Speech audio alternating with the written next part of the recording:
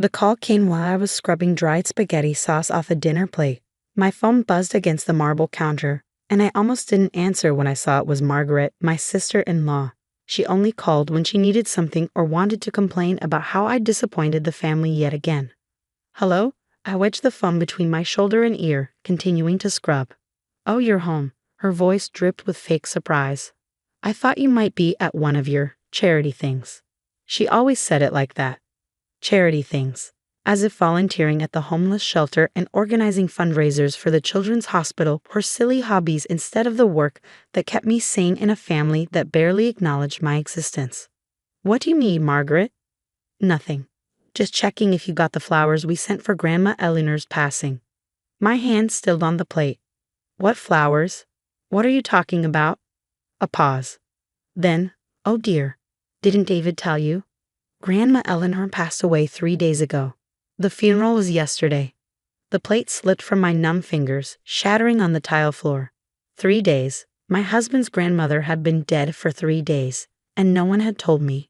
Not David, not his parents, not his siblings. The woman who used to sneak me homemade cookies during hostile family dinners, who whispered they'll come around, dear, when her son's family treated me like an unwelcome stranger. She was gone, and they buried her without me. Margaret, why didn't anyone? "Oh, you know how these things are. Family only. Immediate family, I mean. David said you were busy with work anyway. Listen, I have to run. Take care." The line went dead. I stood there, staring at the broken pieces of ceramic scattered across my clean floor, feeling something inside me break just as irreparably. When David came home that night, whistling and scrolling through his phone, I was sitting at the kitchen table with my hands folded. He didn't notice the missing plate or the fact that I hadn't made dinner. "Hey babe," he said absently, opening the fridge. "What's for dinner?" "Your grandmother died." He froze for half a second, then resumed pulling out leftover containers.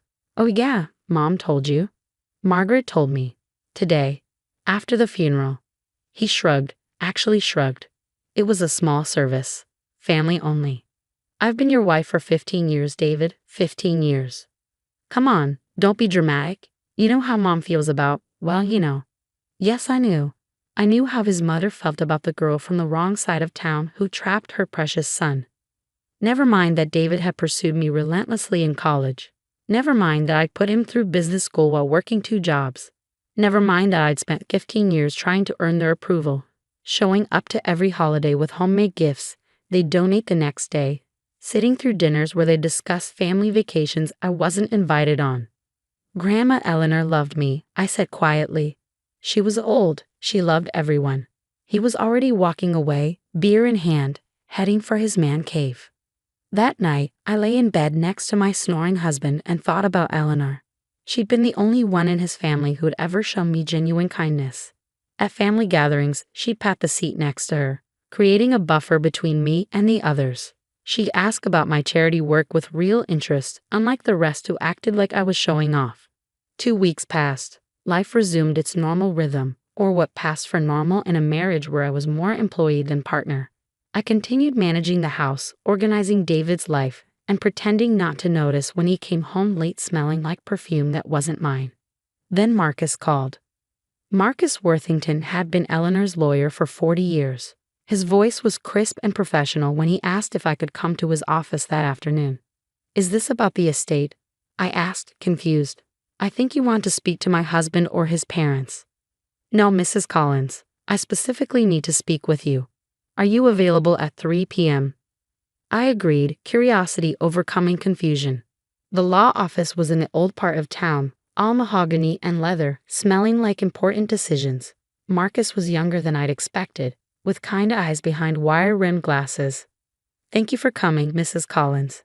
I apologize for the delay, but there were some complications with Mrs. Eleanor Collins's estate. I don't understand why I'm here." He pulled out a thick folder. "Because you're a primary beneficiary in her will. In fact, you're the primary beneficiary." The room tilted. There must be a mistake." "No mistake." Mrs. Collins was quite specific. She updated her will 6 months ago, and she was of completely sound mind. I can attest to that personally. But her children, David, are mentioned, yes, but the bulk of the estate, the house, the investments, the family business shares, all go to you. My hands shook as he pushed documents across the desk. There it was in black and white. Eleanor had left me everything that mattered. The Victorian house her children had been fighting over for years. The shares in the family construction business that made them all wealthy. The investment portfolio worth more than I'd ever dreamed of. She left letters, Marcus said gently, handing me a cream-colored envelope with my name in Eleanor's spidery handwriting. My dearest Sarah, if you're reading this, then they finally done what I always feared, excluded you even from my funeral. I know my son and his siblings. I know how they've treated you, and I'm ashamed I didn't do more to stop it while I was alive. You, my dear, are the only one who ever saw me as more than a checkbook or an inheritance waiting to happen. You sat with me at those awful dinners, brought me tea without being asked, and never once mentioned money or asked for anything. You loved my difficult grandson despite his family, not because of it. I'm leaving you everything because you're the only one who deserves it. They'll fight, of course. They'll rage and threaten. But Marcus will help you. Be strong, my dear. You've always been stronger than they knew. All my love, Eleanor. Tears blurred my vision. This woman, who I thought barely tolerated me, had seen everything. She'd known. There's one more thing, Marcus said. The family scheduled a will reading for tomorrow at 2 p.m. They've been quite insistent about it, claiming to have a more recent will. Of course they don't. I have the only valid will. But I thought it might be illuminating to attend. They didn't invite me to that either. His smile was sharp. Oh, but you must be there. The will specifically states that it cannot be read unless all beneficiaries are present, and since you're the primary beneficiary, I thought about 15 years of exclusion, 15 years of being told I wasn't really family, 15 years of watching them plan vacations, celebrate milestones, and make memories while I was left to manage their lives from the outside. What time did you say? The next afternoon, I dressed carefully, not in the apologetic, trying too hard outfits I usually wore to family events. I put on my best black suit, the one I wore when I gave presentations to hospital boards for funding. I looked like what I was, a professional woman who'd built a life despite, not because of, her in-laws. The reading was held at Robert's house, David's older brother who'd appointed himself family patriarch since his father died. I could hear voices inside as I walked up the stone path. Happy voices, calculating voices. I didn't knock. Family doesn't knock, right? The conversation died as I entered the living room. David's entire family was there. His mother Linda, Robert and his wife, Margaret and her husband, their various children, even cousins I'd only met once or twice. Everyone who'd been invited to the funeral I'd been excluded from. What are you doing here? Linda's voice was ice. Attending the will reading. I took a seat in an empty armchair, crossing my legs elegantly.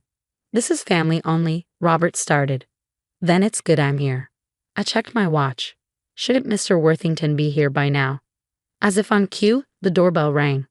Marcus entered, briefcase in hand, and his eyes on mine immediately. He gave me the slightest nod. Thank you all for coming, he said, setting up at the dining table. I apologize for the delay in this reading, but there were matters that needed to be verified. Just get on with it, Linda snapped. We all know Mother Collins left everything to be divided equally among her children. Actually, Marcus pulled out the will. That's not quite accurate. He began to read. The room was silent for the first few paragraphs, small bequests to various grandchildren, charitable donations. Then, to my son David Collins, I leave the sum of $1,000. May he finally learn the value of what he had.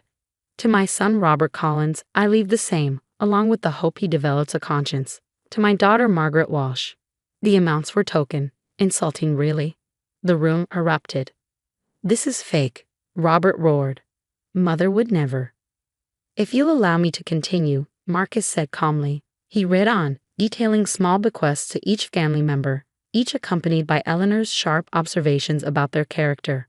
Then, the remainder of my estate, including but not limited to the family home at 42 Willowbrook Lane, all shares in Collins Construction, and the entirety of my investment portfolio I leave to my granddaughter-in-law, Sarah Collins. The silence was deafening. No, Linda's voice was barely a whisper. No, that's not possible.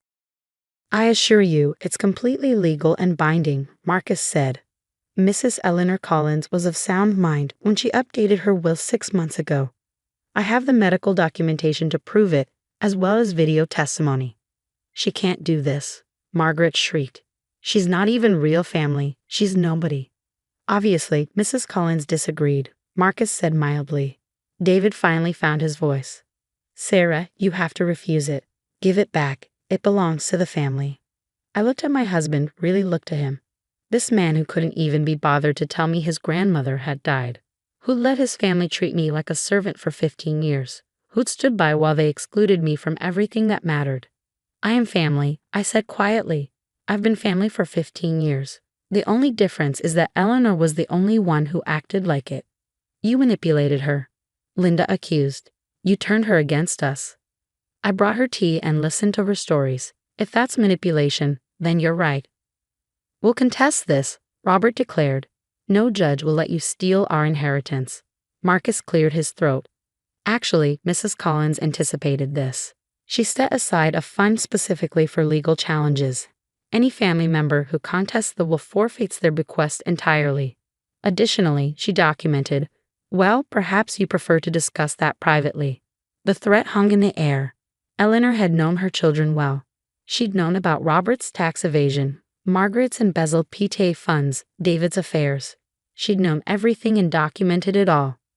You can't do this, David said to me, his voice breaking. You're my wife. What's yours is mine anyway. Actually, I said, standing and smoothing my skirt. I filed for divorce this morning. My lawyer should be serving you the papers tomorrow. The room exploded again, but I was already walking toward the door. Marcus fell into step beside me. The house will be ready for you to move in whenever you'd like, he said quietly. I've taken the liberty of having the locks changed. Thank you. Mrs. Collins, Eleanor, she wanted me to tell you something else. She said you'd know what to do with the money, that you'd use it the way she always wished her children would have. I thought about the homeless shelter that needed expansion funds, the children's hospital that desperately needed new equipment, the scholarship fund I dreamed of starting for kids from neighborhoods like the one I'd grown up in. Yes, I said.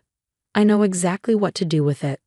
Behind us, the family was still raging, threatening, demanding. But for the first time in 15 years, their voices didn't matter. Eleanor had given me more than money or property. She'd given me freedom from the need for their approval. As I drove away from the house I'd spent so many years trying to belong in, I thought about the grandmother who'd seen me when no one else had. The woman who'd quietly observed how her children treated the girl their son had married and decided to right that wrong in the most dramatic way possible. My phone buzzed incessantly, texts, calls, voicemails from David and his family. I turned it off and smiled. Tomorrow, I'd move into Eleanor's beautiful Victorian. Tomorrow, I'd start using her fortune to actually help people instead of hoarding it. Tomorrow, I'd begin the life I'd put on hold while trying to earn the love of people who weren't capable of giving it. But tonight I pour a glass of the good wine I'd been saving for a special occasion and toast Eleanor Collins, the only family I'd ever truly had.